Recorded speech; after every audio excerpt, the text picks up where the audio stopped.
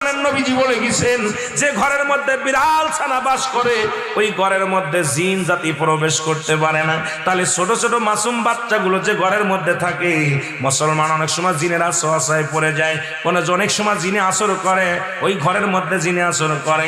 যে ঘরের মধ্যে বিড়ালকে আদর করে বিড়াল থাকে, ওই ঘরের মধ্যে বিলাই বিড়াল বিড়াল বিলাই বিলাই, এইটা যার ঘরের মধ্যে আছে এই ঘরের মধ্যে দুষ্ট জিনেরা আসতে পারে না। জোরে জোরে চিল্লায়া বলা যাবে না মারহাবা।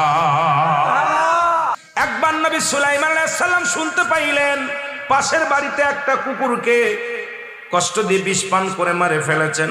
নবী সুলাইমান আলাইহিস সালাম সেই বাড়িতে গেলেন, লোকজনদেরকে ডাক দিয়ে আনলেন।